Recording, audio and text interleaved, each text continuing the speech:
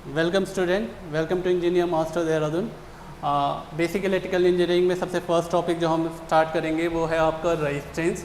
Resistance के बारे में देखेंगे हम कि रेजिस्टेंस से कितने टाइप के क्वेश्चंस आते हैं, कैसे कैसे आते हैं।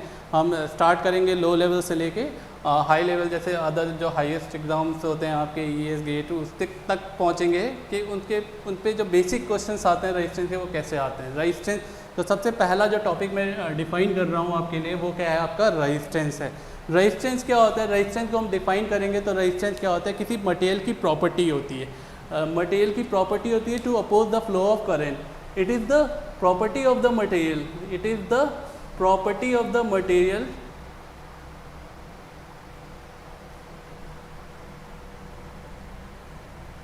to oppose the flow of current, to oppose the flow of current।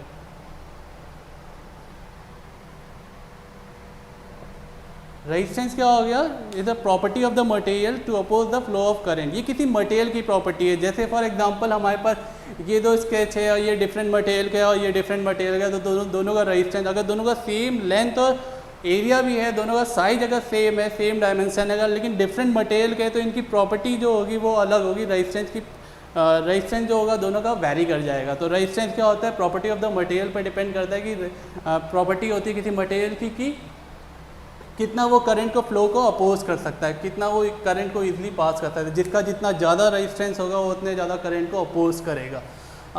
Resistance कौन कौन से फैक्टर्स पे डिपेंड करता है? फैक्टर्स पे डिपेंड करता है।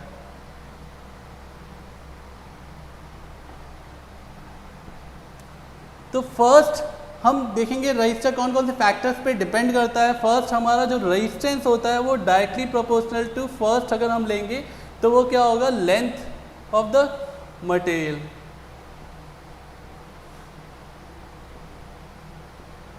Length of the material, resistance क्या होगा? Directly proportional to length of the material. इसका मतलब क्या होगा कि अगर रेजिस्टेंस कि अगर किसी मटेरियल का हमने लेंथ बढ़ाया तो रेजिस्टेंस की अगर लेंथ को हमने इंक्रीज़ किया तो रेजिस्टेंस की वैल्यू क्या होगी? इंक्रीज़ करेगी। मतलब डायरेक्टली प्रोपोर्शनल है। डायरेक्टली मतलब क्या हुआ कि अगर हमने लेंथ ऑफ मटेरियल को बढ़ाया, किसी लेंथ पे हमने इसकी लंबाई को बढ़ाई, तो रेजिस्टेंस की वैल्यू क्या होगी? आपकी इंक्रीज़ करेगी।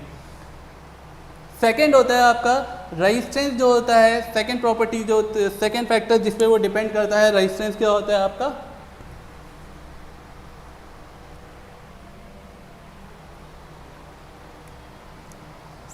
सेकेंड जो होता है रेजिस्टेंस आपका, वो किस पे डिपेंड करता है? Area of the cross section, inversely proportional to area of cross section of the material.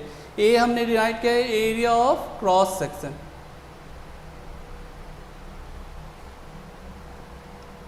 Of the material,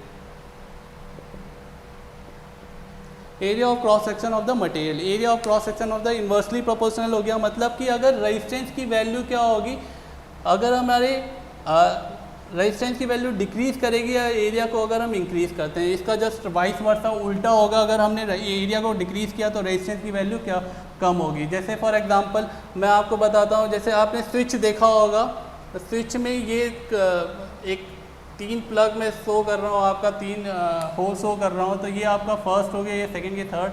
तो जो फर्स्ट वाला होता है वो आपका किसको रिप्रेजेंट करता है? आपका ग्राउंड को रिप्रेजेंट करता है और अर्थ को रिप्रेजेंट करता है। और आपका ये सेकंड क्या हो गया? फेज हो गया आपका। और ये क्या हो गया? आपका न्यूट्रल। कभी कभी ये इंटरव्यू में क्वेश्चन पूछा जाता है कि इसका एरिया बड़ा क्यों होता है, तो इसका बेसिक आंसर यही रेजिस्टेंस से निकलेगा आपका कि इसका एरिया बड़ा क्यों होता है। तो इसका एरिया बड़ा होने का रीज़न क्या है कि अगर इसका एरिया बड़ा हो गया तो क्या हो गया? एरिया ऑफ क्रॉस सेक्शन क्या हो गया? बढ़ गया। एरिया ऑफ क्रॉस सेक्शन क्या हो गया? इंक्रीज हो गया। Area of cross section increase हो गया तो रेजिस्टेंस क्या हो गया? कम हो गया। इसका रेजिस्टेंस क्या हो गया? रेजिस्टेंस ऑफ द पाथ, इसका रास्ते का रेजिस्टेंस क्या हो गया? कम हो गया। कम हो गया तो क्या होगा? जब शॉर्ट सर्किट होता है तो large amount of current flow होती है। शॉर्ट सर्किट में हाई करंट फ्लो होती है। तो हाई करंट को रेजिस्टेंस की करंट की प्रॉपर्टी, करंट का नेचर क्या होता है कि जहाँ उसको कम रेजिस्टेंस मिलता है वो उधर से फ्लो करता है। तो क्या होगा? जैसे ही आपका इसकी वैल्यू, रेजिस्टेंस की वैल्यू कम हो गई इनके कंपैरिजन में, तो करंट जो हाई करंट आएगी उसको वो इस पास से ग्राउंड हो जाएगी। तो तो इसलिए इसका एरिया क्या होता है हमारा, जो एरिया कभी आप प्लग में नोटिस करोगे तो जो एरिया होता है ऊपर वाले का, वो ग्राउंड का क्या होता है? वो बड़ा होता है, बिगर देन अदर होल्स के।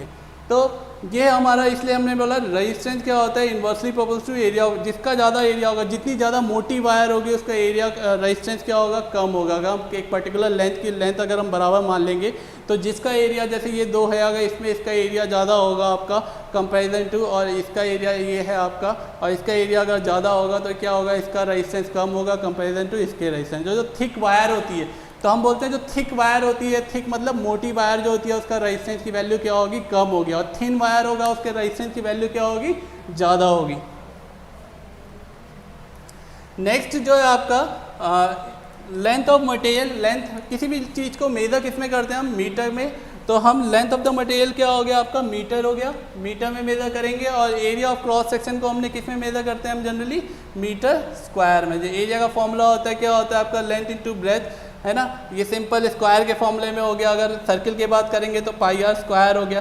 तो यहाँ लेंथ क्या हो गई, डिस्टेंस हो गई। तो लेंथ को किस में मेज़र करेंगे, मीटर में। और ब्रेथ को किस में मेज़र करेंगे, ब्रेथ भी आपकी चौड़ाई हो गई, तो चौड़ाई को किस में मेज़र करेंगे, मीटर में। तो जब जनरल फॉर्मूला बना मीटर स्क्वायर, जैसे हम किसी लैंड को भी मेज़र करते हैं तो बोलते हैं square feet, metre square, square metre, ठीक है। तो स्क्वायर मीटर मतलब क्या हुआ, मीटर का स्क्वायर। और जैसे अगर हमने सर्किल की बात की तो सर्किल का भी फॉर्मूला क्या होता है, पाई आर स्क्वायर। किसी सरफेस एरिया की बात करते हैं तो उसमें भी आपका पाई आर 4 स्क्वायर आता है। तो आर स्क्वायर क्या हो गया, मतलब आर रेडियस हो गया। रेडियस को किस में मेज़र करते हैं हम, मीटर में मेज़र करते हैं। तो मीटर में क्या हो गया, तो ये भी किस में मेज़र होगा, मीटर स्क्वायर। मतलब एरिया को हम किस में मेज़र करते हैं, मीटर में हो गया। लेंथ को किस में मेज़र करते हैं, मीटर में कर दिया हमने। एरिया को हमने मीटर स्क्वायर में। तो ये 2 फैक्टर है जिस पे रेजिस्टेंस आपका डिपेंड करता है। थर्ड जो फैक्टर होगा आपका,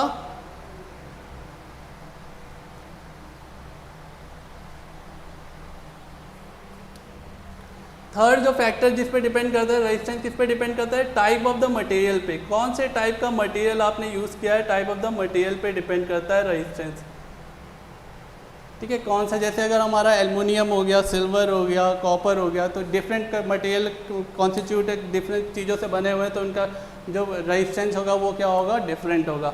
नेक्स्ट आता है आपका रेजिस्टेंस, टेम्परेचर पे भी डिपेंड करता है। तो रेजिस्टेंस टाइप टेम्परेचर पे भी डिपेंड करता है।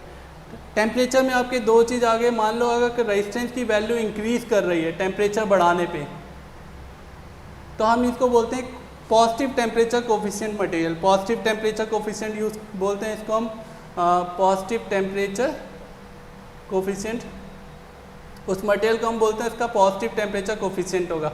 अगर रेजिस्टेंस की वैल्यू आपकी डिक्रीज कर रही है और टेम्परेचर बढ़ाने पे, तो उसको हम बोलते हैं नेगेटिव टेम्परेचर कोफिशिएंट। उल्टा हो रहा है तो हमारा नेगेटिव टेम्परेचर कोफिशिएंट हो गया। अगर हमारा वैल्यू टेम्परेचर बढ़ाने पर रेजिस्टेंस की वैल्यू बढ़े तो हमारा वो पॉजिटिव टेम्परेचर कोफिशिएंट मटेरियल हो गया। इसमें कौन से आ गया आपके, जैसे मेटल्स आ गया आपके। इसमें क्या आ गया आपका, इंसुलेटर आ गया,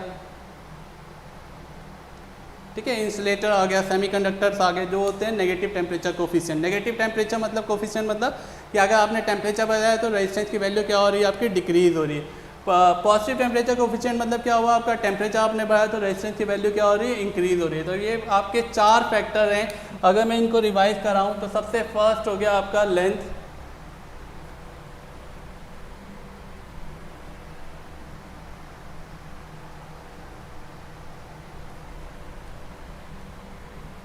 चार फैक्टर ऐसे। फर्स्ट फैक्टर बोलूँ तो आपका क्या हो गया, लेंथ हो गया। सेकंड हो गया आपका area, area of cross section. ये क्रॉस सेक्शन एरिया क्या होता है, इससे बच्चे कंफ्यूज होते हैं। तो क्रॉस सेक्शन एरिया मतलब क्या होता है कि किसी भी मटेरियल का जब कोई क्वांटिटी करंट, जैसे फॉर एग्जांपल हमारे करंट के रिस्पेक्ट में हम रेजिस्टेंस को बोल रहे हैं, तो अगर करंट जो क्वांटिटी उससे फ्लो कर रही है, वो करंट जो उसको फेस कर रही है, जो उसको एरिया दिखाई दे रहा होगा, उस एरिया को हम बोलते हैं एरिया ऑफ क्रॉस सेक्शन। मतलब जितने एरिया से वो पास कर रही होगी, मतलब जो उसको फर्स्टली पहले बार में जो एरिया उसको दिखाई दे रहा होगा, विजिबल होगा, उसको हम बोलेंगे area of cross section. For example आपका ये आपका पेन है, आप मार्कर है आपका, ये सिलेंडर शेप का है। तो अगर मैं करंट को यहाँ से एंट्री कराता हूँ, करंट अगर आपकी यहाँ से एंट्री कर रही है, तो जो करंट को फेस दिखाई दे रहा है वो आपको कैसा दिखाई दे रहा है, सर्कल दिखाई दे रहा है। ये इसके बैकवर्ड में आ गया, पीछे आ गया, ये इससे छुप गया, तो करंट को कौन सा फेस दिखाई दे रहा है, ये फ्रंट फेस, उसके लिए क्या हो गया, एरिया ऑफ सर्किल। तो यहाँ एरिया ऑफ क्रॉस सेक्शन क्या होगा, सर्किल होगा, ना कि पूरा सिलेंडर होगा। ठीक है। Area of cross section, similarly अगर मैं किसी और चीज़ की बात कर रहा हूँ, मान लो करंट को मैं यहाँ से एंटर कराता हूँ इस फेस से, तो अगर मैं इसको रिप्रेजेंट करूँगा 2D डायग्राम में, अगर मैं इसको दिखाना चाहूँगा तो इसका जो मैं शेप ड्रॉ करूँगा पीछे वो कैसा होगा। अगर इसको मैं ऐसे दिखाना चाहूँगा, करंट यहाँ से एंटर कर रही है परपेंडिकुलर सीधे, तो करंट का शेप कैसा होगा। अगर सीधे एंटर कर रही है तो आपकी करंट का फेस कैसा होगा, करंट को कौन सा एरिया दिखा है, एरिया ऑफ रेक्टेंगल दिखाई देगा। अगर मैं इसको रिप्रेजेंट करता हूँ तो एरिया ऑफ रेक्टेंगल दिखाई देगा, करंट अगर यहाँ से एंटर कर रही है तो उस टाइम पे एरिया ऑफ क्रॉस सेक्शन क्या होगा, एरिया ऑफ रेक्टेंगल। तो एरिया ऑफ क्रॉस सेक्शन वो होता है जो क्वांटिटी करंट आपकी, जो क्वांटिटी फेस कर, मतलब जो क्वांटिटी आपकी उसको जो एरिया दिखाई दे रहा है, जो विजिबल है, जो उसको फेस कर रहा है, वो आपका एरिया ऑफ क्रॉस सेक्शन हो गया। थर्ड हो गया आपका टाइप ऑफ द मटेरियल,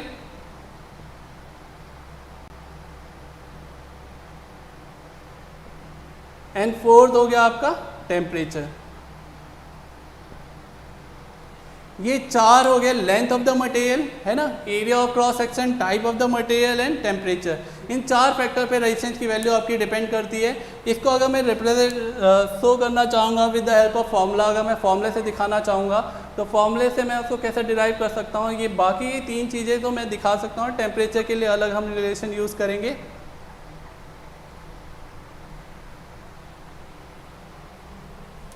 है ना, अब वो हम देखते हैं साथ में। सबसे पहले हम स्टार्ट करते हैं, अगर हम रेजिस्टेंस की बात करते हैं तो रेजिस्टेंस, ये भी एक चीज़ मैंने, रेजिस्टेंस को हम सिंबलाइज कैसे करते हैं। ये हो गया आपका रेजिस्टेंस, रेजिस्टेंस का सिंबल क्या हो गया, आर। इसको मेज़र किस में करते हैं हम, ओम में। कभी कोई चीज़ पूछ दे किस में मेज़र, मतलब क्वांटिटी कौन सी है, जैसे हमें कितने ओम का रेजिस्टेंस चाहिए, है ना, तो मेज़र किस में करते हैं हम, उसको ओम में करते हैं। जनरली जो रेजिस्टेंस यूज़ होते हैं, लार्ज वैल्यू ऑफ रेजिस्टेंस, तो जनरली हमारे ओम में यूज़ होते हैं, किलो ओम में यूज़ होते हैं, मेगा ओम में यूज़ होते हैं। के आपका किलो ओम, के किलो को शो करता है, ये प्रीफिक्स यूज़ हुआ आपका, और एम आपका प्रीफिक्स यूज़ हुआ। के किलो मतलब वहाँ हम 10⁻³ का मल्टीप्लाई करेंगे। और मेगा, एम से क्या हो गया, मेगा हो गया, तो मेगा के लिए हम क्या करेंगे, 10⁻6 का मल्टीप्लाई करेंगे। ठीक है, ये आपका रेजिस्टेंस को मेज़र करते हैं हम ओम, किलो ओम, मेगा ओम में यूज़ करते हैं जनरली रेजिस्टेंस की इन वैल्यूज़ को। और तो ये रेजिस्टेंस का आपका सिंबल हो गया, जिसको हम रेजिस्टेंस को शो करा हमने। नेक्स्ट मैंने बोला कि फॉर्मूले को हम डिराइव करते हैं, तो अगर इन चारों फैक्टर्स कौन कौन से फैक्टर्स पे डिपेंड करता है, तो हमने पढ़ा रेजिस्टेंस क्या होता है, इनवर्स डायरेक्टली प्रोपोर्शनल लेंथ और inversely proportional to area of cross section. Length बढ़ाओगे तो रेजिस्टेंस की वैल्यू बढ़ेगी, एरिया बढ़ाओगे तो रेजिस्टेंस की वैल्यू घटेगी, एरिया कम करोगे तो रेजिस्टेंस की वैल्यू क्या होगी, इंक्रीज होगी। तो ये कांस्टेंट ऑफ, इसको हम अगर इक्वल टू से रिप्लेस करते हैं, ये प्रोपोर्शनल का साइन अगर इसको हम इक्वल टू से रिप्लेस करते हैं तो उसके लिए हम एक कोई सिंबल यूज़ करते हैं। जब भी किसी प्रोपोर्शनल को हम रिप्लेस करते हैं तो उसके लिए हम एक सिंबल यूज़ करते हैं जिसको हम बोलते हैं कांस्टेंट ऑफ प्रोपोर्शनलिटी।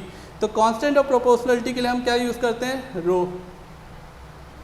इसको हम मेजर करते हैं ओमेगा में, ओम में। ये ग्रीक लेटर है, इसको हम ओम में यूज़ करते हैं, मेजर करते हैं। ये आपका क्या हो गया, रेजिस्टेंस हो गया। ये आपका क्या हो गया, इसको हम बोलते हैं कांस्टेंट ऑफ प्रोपोर्शनलिटी जो होती है उसको हम बोलते हैं resistivity, resistivity of the material. ये इस पर क्वेश्चन आता है, रेजिस्टिविटी ऑफ द मटेरियल क्या होती है, मटेरियल पे डिपेंड करती है, डायमेंशन पे डिपेंड नहीं करती। अगर बोले किसी मटेरियल का लेंथ हमने इतना चेंज कर दिया, एक कॉपर का मटेरियल लिया, उसका मैंने लेंथ इतना चेंज कर दिया, एरिया इतना चेंज कर दिया, तो उसका रेजिस्टेंस चेंज होगा कि नहीं होगा, उसकी रेजिस्टिविटी चेंज होगी कि नहीं होगी। तो रेजिस्टिविटी अगर कॉपर यूज़ कर रहे हैं तो कॉपर की रेजिस्टिविटी सेम रहेगी। तो रेजिस्टिविटी क्या होती है, मटेरियल पे डिपेंड करती है, ना कि उसके डायमेंशन, लेंथ और एरिया पे डिपेंड नहीं करते। क्वेश्चन घुमा के पूछा जाता है कि लेंथ का हमने इतना चेंज कर दिया किसी कॉपर मटेरियल का और एरिया इतना चेंज कर दिया, तो पूछ देता है कि अब पुराने रेजिस्टेंस और नए रेजिस्टेंस के बीच में रेशियो बताइए। तो रेशियो क्या होगा, दोनों के बीच में सेम रहेगा, 1:1 का रहेगा। मतलब रेजिस्टिविटी क्या होती है, मटेरियल पे डिपेंड करती है। कॉपर का होगा तो कॉपर के लिए होगी जो रेजिस्टिविटी होगी, और एल्युमिनियम होगा तो जो उसकी रेजिस्टिविटी होगी वो होगी। मतलब ये मटेरियल जब चेंज करोगे तब इसकी वैल्यू क्या होगी, चेंज होगी। ज़्यादा जो क्वेश्चन आते हैं वो एक ही मटेरियल को यूज़ करते हैं, जनरली बोल देता है कि कॉपर का है उसमें लेंथ और एरिया चेंज करता है, तो उसमें रेजिस्टेंस की वैल्यू चेंज होगी लेकिन रेजिस्टिविटी क्या रहेगी, दोनों के लिए सेम रहेगी। अब ये रेजिस्टेंस का इसको हमने बोला रेजिस्टिविटी, ये लेंथ को मैंने अभी बताया आपको मीटर में और एरिया को क्या बताया मैंने आपको मीटर स्क्वायर में। अब मैंने बोला मुझे इसकी यूनिट डिराइव करनी, कभी कभी क्वेश्चन पूछते थे कि रेजिस्टिविटी की यूनिट क्या होती है। तो रेजिस्टिविटी की यूनिट हमें कोई भी यूनिट याद करने की जरूरत नहीं है, मेमोराइज करने की जरूरत नहीं है, हम सारी यूनिट को बेसिक यूनिट से डिराइव कर सकते हैं। अगर मैं फॉर एग्जांपल मैंने पूछा कि रेजिस्टिविटी यूनिट निकालनी है मुझे, तो रेजिस्टिविटी की यूनिट क्या निकालनी है, तो मुझे पता है रेजिस्टेंस की कुछ बेसिक यूनिट आपको पता होनी चाहिए स्टैंडर्ड, वो याद होगी तो आप किसी भी की यूनिट फाइंड आउट कर सकते हो। रेजिस्टेंस की यूनिट क्या हो गई आपकी, ओम हो गई।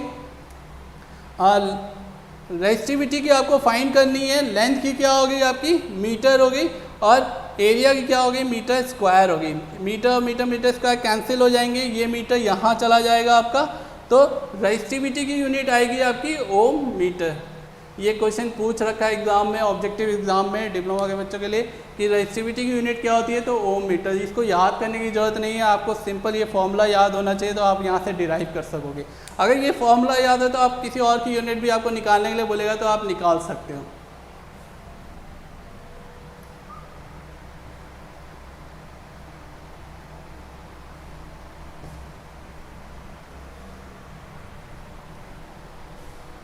नेक्स्ट आ गया आपका रेजिस्टेंस हमने पढ़ा। अब रेजिस्टेंस के बाद हम अगर हम प्रॉपर्टी देखेंगे तो हम बोलते हैं कंडक्टेंस। नेक्स्ट आपका क्या हो गया, कंडक्टेंस। कंडक्टेंस क्या होता है, कंडक्टेंस को हम जी से शो करते हैं, ठीक है। कंडक्टेंस क्या होता है, रेसिप्रोकल ऑफ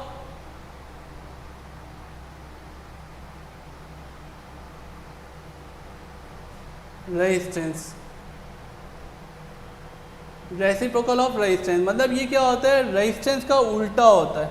कंडक्टेंस क्या होता है, रेजिस्टेंस मतलब रेजिस्टेंस बोलता है कि करंट के फ्लो को अपोज करता है, तो कंडक्टेंस क्या होगा, करंट के फ्लो को अलाउ करेगा, मतलब जो जितना इजीली पास करेगा उसका कंडक्टेंस क्या होगा, उतना ज़्यादा होगा।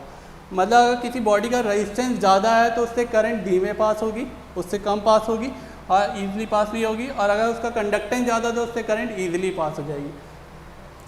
तो कंडक्टेंस के लिए फॉर्मूला हमने क्या बताया, G is equal to 1/r। तो 1/r को मैंने अभी फॉर्मूला बताया, रो 1/रो उल्टा कर देंगे हम तो क्या हो जाएगा आपका, A ऊपर चला जाएगा, लेंथ नीचे आ जाएगी। तो जो G इज इक्वल टू क्या हो गया, अब G की यूनिट मुझे डिराइव करनी है तो मुझे रेजिस्टेंस की यूनिट पता है क्या होती है, ओम होती है। तो ओम का जस्ट उल्टा हो जाएगा महो, इसको हम रिवर्स ऑर्डर में लिख देंगे ओम। तो ये क्या हो गया, महो।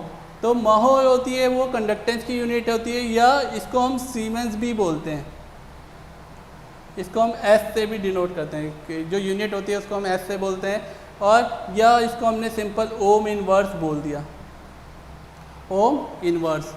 तो 1/ओम मतलब ओम इनवर्स। तो कंडक्टेंस यूनिट महो हो गई, सीमेंस हो गई, ओम इनवर्स हो गई। तो कंडक्टेंस यूनिट हमें पता चल गई।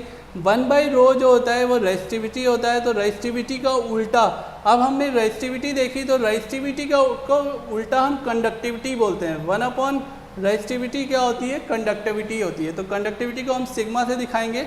अब रेजिस्टिविटी की यूनिट हमें पता है, कभी कभी क्वेश्चन एग्जाम में इसकी यूनिट पूछ देता है, तो इसकी यूनिट हमें पता है 1/ओम मीटर होती है। तो कंडक्टिविटी की यूनिट क्या हो गई, ओम मीटर, दोनों का इन्वर्स कर दिया हमने, ओम मीटर इन्वर्स। तो कंडक्टिविटी की यूनिट क्या हो गई, ओम इन्वर्स मीटर इन्वर्स। तो 1/रो क्या बताया मैंने, कंडक्टिविटी हो गई, और कंडक्टिविटी क्या हो गई, A/L। G is equal to sigma rho A sigma into A/L।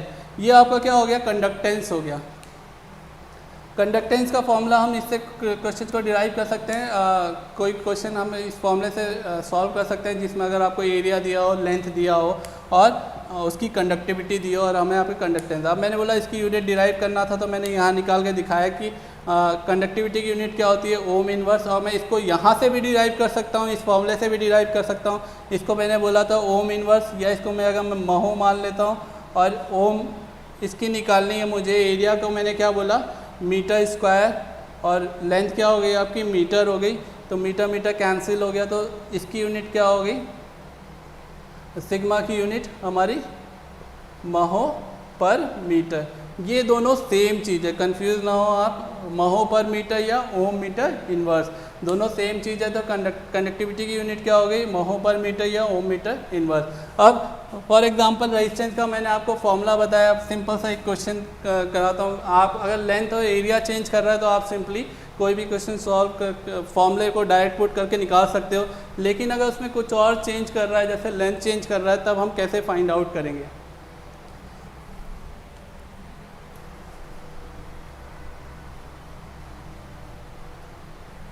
ठीक है, तो रेजिस्टेंस का फॉर्मूला हमने पढ़ा अभी कि रेजिस्टेंस का फॉर्मूला होता है R is equal to rho L by A. ये रेजिस्टेंस का फॉर्मूला हो गया आपका, R is equal to rho L by A. अगर दो रेजिस्टेंस में मान लो बोल रहा कि R1 दे दिया कोई नया एक रेजिस्टेंस है ना, उसका रेजिस्टेंस दे दिया, उसकी लेंथ L1 दे दिया, उसका एरिया A1 दे दिया, और सिंपल R2 दे दिया, इसी को चेंज करा, बोला R2 नया निकालना है आपको, R2 की वैल्यू फाइंड आउट करनी है। अगर लेंथ हमने चेंज कर दिया L2 और एरिया चेंज कर दिया A2, तो ये कब जब इस इक्वेशन में पुट करेंगे तो हम क्या करेंगे, अगर मैं इसको R1 मान लूँ तो R1 इज इक्वल टू क्या लिख सकता हूँ, अब मटेरियल दोनों सेम है तो मैं क्या लिख सकता हूँ इसको, रो मटेरियल मैंने बोला दोनों सेम है, दोनों का ही लेंथ और एरिया का, किसी मटेरियल का हम लेंथ और एरिया सेम कर रहे हैं तो मटेरियल तो सेम होगा, तो रो तो सेम होगा दोनों केस में। तो ये हो गया L1 अपॉन A1, इसको L1 लिखा और ये A1 हो गया। R2 क्या लिख सकता हूँ, रो L2 बाई A2, मतलब दो के पर्सपेक्टिव में, दो के उसमें रिलेशन में अगर मैं फॉर्मूला बना रहा हूँ कि दोनों में लेंथ और एरिया चेंज कर रहा है तब किस फॉर्मूले में रखेंगे, तो R1 हो गया रो L बाई A1 और R2 हो गया रो L2 बाई A2, दोनों को डिवाइड कर दो। मान लो आपको R2 फाइंड आउट करना है, अननोन इसको रखा मैंने, तो इसको इससे डिवाइड कर दो तो क्या होगा, R2 by R1 is equal to formula क्या बना, रो कैंसिल आउट हो गया, मटेरियल सेम है, उसका लेंथ सेम कर रहे हैं, तो R2 के सामने क्या आएगा L2, R1 के सामने क्या आएगा L1, R2 के जस्ट अपोजिट होता है A, R2 के जस्ट अपोजिट है A2, तो A2 आपका नीचे आ गया और A1 क्या हो गया आपका ऊपर आ गया। तो ये फॉर्मूला हमने यूज़ करना है किसी भी नए रेजिस्टेंस की वैल्यू को फाइंड करने के लिए। नया रेजिस्टेंस अगर हमें किसी मटेरियल का निकालना है तो हम ये फॉर्मूला यूज़ कर लेंगे। इसमें बोलेगा लेंथ चेंज कर दिया, दुगना कर दिया, तिगना कर दिया, एरिया कम कर दिया, तो हम इस डायरेक्ट फॉर्मूले में रखेंगे और आपका रेजिस्टेंस की वैल्यू आपकी निकल जाएगी। अब नेक्स्ट अगर मैंने बोला फॉर एग्जांपल मैं इसी पे एक न्यूमेरिकल आपको बोलता हूँ कि मैंने एक रेजिस्टेंस लिया R ओम का,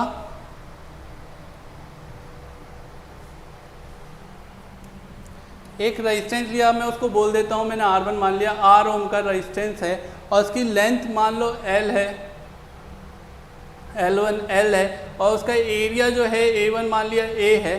अब बोला कि R2 पता कीजिए जब लेंथ को मैंने क्या किया, n टाइम इंक्रीज कर दिया, n टाइम मतलब n की वैल्यू 1 2 3 4 या 2 गुना 3 गुना, मतलब तो इसलिए जनरल फॉर्मूला यूज़ किया, n टाइम्स इंक्रीज कर दिया। If length increases n times then, तो जब हमने लेंथ को n टाइम्स इंक्रीज कर दिया तो क्या होगा कि मैंने बोला लेंथ को मैंने इंक्रीज कर दिया, अभी एरिया के बारे में बताया नहीं, तो हमें यहाँ एरिया भी रिलेशन चाहिए होगा तो हम कैसे सॉल्व करेंगे। तो मैंने बोला लेंथ को मैंने इंक्रीज किया तो नया रेजिस्टेंस क्या होगा, तो मतलब मैंने R2 कैलकुलेट करना है, हमें R2 फाइंड आउट करना है, R2 फाइंड आउट करना है, तो R2 को हमें निकालना है। अब L2 गिवन है हमें, L2 बोल रहा कि length increases n times, n गुना आपने इसको लेंथ को बढ़ा दिया, तो L2 क्या हो जाएगा n टाइम्स इंटू L, जो प्रीवियस L गिवन है उसके n टाइम्स इंक्रीज हो गया, मतलब n का मल्टीप्लाई हो गया। जैसे बोला दुगना तो ट्वाइस हो जाएगा 2 इंटू एल, अगर बोला 3 गुना तो 3 इंटू एल हो जाएगा, 4 गुना तो 4 इंटू एल, मतलब जितने टाइम बोलेगा उसके टाइम से हमने n की वैल्यू रख दी, n इंटू एल। अब एरिया का रिलेशन हमें नहीं दिया है, तो कभी भी याद रखना जब कोई मटेरियल गिवन होता है आपका,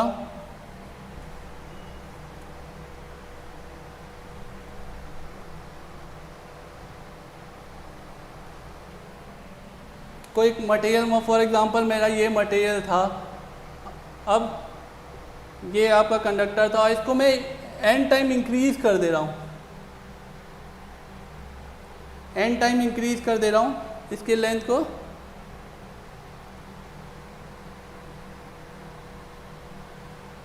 यहाँ पे इसकी लेंथ L है और ये n टाइम इंक्रीज हो गया, NL हो गया, तो इसका एरिया आप देख रहे होगा, मतलब इसी मटेरियल को अगर मैं खींच के लंबा करना चाहूँगा तो क्या होगा, इससे आपका इसी को खींच के लंबा करना चाहूँगा तो ये जब लंबा होगा तो इसकी पतलाई चेंज होगी, मतलब इसकी चौड़ाई क्या होगी, कम होगी, एरिया क्या होगा, डिक्रीज करेगा।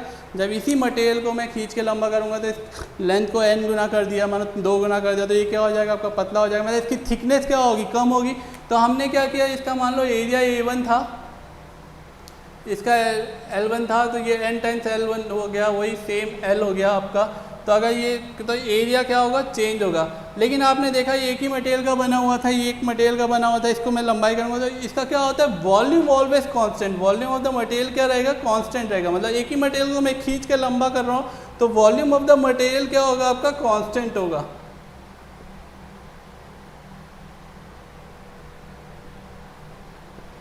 अब सिंपल अगर मैं सिलेंडर, ये सिलेंडर शेप का है आपका, अगर मैं वॉल्यूम की बात कर रहा हूँ तो अगर मैं एक क्यूबाइड शेप बनाता हूँ,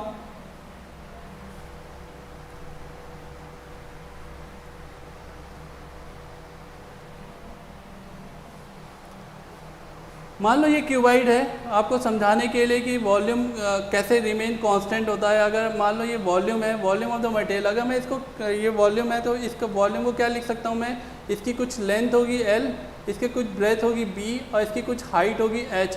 तो वॉल्यूम का हमें सिंपल फॉर्मूला पता है क्यूबाइड में L into B into H, length into breadth into height. अब ये लेंथ जो है वो मीटर में ही मेजर करेगा, डिस्टेंस ही दूरी हुई, और बी जो हुई वो भी क्या हुई आपकी डिस्टेंस हुई, मीटर मेजर हुई, और हाइट भी क्या हुई आपकी मीटर में मेजर हुई। तो तीनों को मीटर में मेजर करते हैं तो मीटर इंटू मीटर, तो वॉल्यूम की यूनिट क्या आती है, मीटर क्यूब। वॉल्यूम क्या होती है, मीटर क्यूब। तो अब हम क्या बोले, जगह मैं अगर इसका स्क्वायर यूज़ करता तो स्क्वायर यूज़ करता तो इसके रेक्टेंगल यूज़ करता तो क्या होता है, ये लेंथ होता है, ब्रेथ होता है। तो एरिया क्या बोलता है इसके लिए, एरिया क्या हो जाता है, लेंथ इंटू ब्रेथ। तो लेंथ इंटू ब्रेथ क्या हो गया, एक्चुअल में आपका एरिया हो गया। तो इसको मैं इस तरीके से भी लिख सकता हूँ, एरिया इंटू एच। अब ये हाइट क्या है, हाइट आपकी डिस्टेंस ही है, दूरी ही है, तो इसको मैं मीटर में ही मेजर कर रहा था, इसको मैंने क्या लिख दिया, ए इंटू एल लिख दिया। तो वॉल्यूम को क्या लिख सकता हूँ मैं, ए इंटू एल भी, एरिया इंटू लेंथ से मल्टीप्लाई कर दिया, दूरी कर दिया, तो हमें क्या मिल गया, वॉल्यूम मिल जाता है। तो अगर हमें किसी, मैंने बोला इन दोनों मटेरियल का वॉल्यूम सेम है, तो अगर इसका एरिया A1 है और इसका L1 लेंथ हो गई और इसका एरिया A2 हो गया, इसकी लेंथ क्या हो गई, L2 हो गई, तो दोनों का वॉल्यूम सेम रहेगा। तो इसका मतलब क्या होगा, A1 इंटू L1 क्या होगा, A2 इंटू L2 के बराबर होगा। एरिया दोनों का क्या, वॉल्यूम क्या होगा, दोनों का सेम रहेगा। मटेरियल, आप ही एक मटेरियल को ही स्ट्रेच कर रहे हो और आपको सिर्फ लेंथ का रिलेशन दिया है। तो इस रिलेशन से हम क्या करेंगे, एरिया के बीच में, एरिया में क्या चेंज आया वो फाइंड आउट कर सकते हैं, वो पता कर सकते हैं कि एरिया में कितना चेंज आया। तो हमने इस फॉर्मूले को रख दिया कि वॉल्यूम आपका सेम रखा, तो हमें पता था, गिवन था, हमने A1 को, A1 is equal to A1 L1 is equal to A2 L2, तो हमने A1 को हमने A मान लिया था, L1 को हमने L मान लिया था। A2 क्या था आपका, निकालना था, हमें फाइंड आउट करना था। A2 के पता नहीं था चेंज हमें। L2 क्या था, n टाइम्स ऑफ L था, मतलब जो पहले L था वो n गुना L हो गया। अब हमने यहाँ देखा हमने कि L और L कैंसिल हो गया और ये A2 का रिलेशन देखा, तो A2 क्या हो गया, ये n इधर आ गया, तो A2 क्या हो गया, A/n हो गया। मतलब इतना टाइम एरिया डिक्रीज हो रहा है, मतलब अगर आपकी लेंथ इंक्रीज हो रही है तो वो पतला हो रहा है, तो एरिया क्या हो रहा है, डिक्रीज हो रहा है। उसका रिलेशन हमें पता चल गया कि A2 is equal to A/n। अब हमने फॉर्मूला पढ़ा था R2 is equal to R2 upon R1 is equal to L2 upon L1। Resistivity दोनों की क्या होगी, कैंसिल आउट ईच अदर हो जाएगी, क्योंकि एक ही मटेरियल यूज़ कर रहे हैं। और ये क्या हो गया, इसके जस्ट अपोजिट A1 यूज़ किया और इसके अपोजिट हमने A2 यूज़ किया। रिलेशन अगर याद करने में डिफिकल्ट हो रही है फॉर्मूला, तो हमें बस एक basic formula R is equal to rho L by A याद करना है, वहाँ से हम इस फॉर्मूले को डिराइव कर सकते हैं, मतलब रिलेशन निकाल सकते हैं। अब हमने देखा कि हमें क्या क्या गिवन था, तो हमें R2 निकाल, नया रेजिस्टेंस क्या चेंज होकर क्या मिलेगा, तो हमें जब हमने उसको n टाइम इंक्रीज किया तो हम इस रिलेशन से निकालेंगे। R2 हमें निकालना है, R1 हमने मान लिया था RO में, और L2 की वैल्यू क्या थी, n टाइम्स L इंक्रीज हो रही थी। L1 क्या हो गया आपका, L हो गया। A1 क्या हो गया आपका, A मान रखा था, और आपका A2 क्या हो गया आपका, A/n हो गया। अब देखो यहाँ से L से L कैंसिल हो गया, A से A कैंसिल हो गया, ये n ऊपर मल्टीप्लाई, डिवाइड में ऊपर जाके मल्टीप्लाई होगा, तो हमें यहाँ पता चल रहा है R2/R इज इक्वल टू क्या हो गया आपका, n इंटू n, मतलब n स्क्वायर। तो R2 इज इक्वल टू क्या हो गया, n स्क्वायर इंटू R। ये रिलेशन हमें पता चला। अब इस रिलेशन पे अगर हमें ये फॉर्मूला डिराइव, अगर नहीं प्रॉब्लम हो रही है बच्चों को, तो ये फॉर्मूला याद कर सकते हैं। अगर हमने n टाइम्स इंक्रीज किया किसी रेजिस्टेंस को, तो नया रेजिस्टेंस होगा वो चेंज होकर क्या होगा, तो उसको हम एन स्क्वायर आर से निकाल सकते हैं। ये क्वेश्चन डायरेक्टली भी पूछ रखा है और इस पे बेसिस क्वेश्चन भी पूछ रखा है। जैसे बोला उसने 2 गुना बढ़ा दिया, हमने 3 गुना बढ़ा दिया, तब रेजिस्टेंस की वैल्यू क्या होगी, क्या चेंज आएगा। तो हमें पता है कि रेजिस्टेंस क्या होता है आपका, अगर मैंने बोला कि लेंथ पहले L थी अब 3 गुना लेंथ कर दिया तो रेजिस्टेंस की वैल्यू क्या चेंज होगी। तो हम क्या करेंगे कि N की वैल्यू देखा हमने 3 गुना 3 टाइम्स बढ़ा रहा है तो N की वैल्यू क्या रख देंगे 3 का स्क्वायर इंटू R। मान लो पहले गिवन रेजिस्टेंस 2 ओम हो और बोले कि नया न्यू रेजिस्टेंस बताओ कितना होगा। तो हमने देखा R की वैल्यू कितनी थी 2, तो 9 इंटू 2 कितना हो गया आपका 18 ओम। कितना चेंज आता है ये याद। बच्चे क्या गलती करते हैं कि बोलते हैं कि लेंथ अगर डबल होगी तो रेजिस्टेंस भी डबल हो जाएगा, जो डायरेक्टली रिलेशन है उससे रिलेशन नहीं। अगर सिर्फ लेंथ दे रखा लेंथ चेंज हो रहा होगा, सेम मटेरियल है तो एन स्क्वायर इंटू आर होता है। R2 जो नया रेजिस्टेंस होता है वो एन स्क्वायर आर होता है। अगर लेंथ को डिक्रीज भी कर रहा है तो अगर मान लो बोला उसने एन को आपको एल को उसने क्या करा हाफ कर दिया, L/2 कर दिया, तो एन की वैल्यू अब यहाँ पे क्या हो जाएगी, पहले जैसे हम 2 गुना 3 गुना रख रहे थे तो अब क्या हो जाएगा हाफ रखेंगे, एन की वैल्यू क्या रखेंगे हाफ। तो यहाँ पे हम हाफ रख देंगे इस फॉर्मूले में, तो हाफ का स्क्वायर इंटू 2 जो गिवन है तो क्या हो गया 1/4 इंटू 2 मतलब हाफ ओम हो गया 0.5 ओम। तो रेजिस्टेंस की वैल्यू क्या होगी, पहले 2 ओम से दीजिए 1/4 टाइम्स डिक्रीज हो गई मतलब 0.5 ओम आ रहा आपका। तो ये रेजिस्टेंस की वैल्यू। इसी पे क्वेश्चन और भी हम बना सकते हैं कि जैसे अब मैंने सिर्फ लेंथ को चेंज कर रहा था, अगर मैं अब एरिया को चेंज करूँ, एरिया को n टाइम डिक्रीज करो, एरिया को n टाइम डिक्रीज करो, तब रेजिस्टेंस की वैल्यू क्या होगी। तो इसका अब हम इसको और आगे डीपली में पढ़ेंगे कैसे कैसे क्वेश्चंस आए हैं, नेक्स्ट वीडियो में देखेंगे। और आपको कोई डाउट होगा तो इसमें कमेंट सेक्शन में आप पोस्ट कर सकते हैं कि आपको क्या प्रॉब्लम है, क्या समझ में नहीं आया। कोई क्वेश्चंस होगा उसको भी आप पोस्ट कर सकते हैं, उसका सॉल्यूशन आपको प्रोवाइड किया जाएगा। आज के लिए इतना ही, थैंक यू।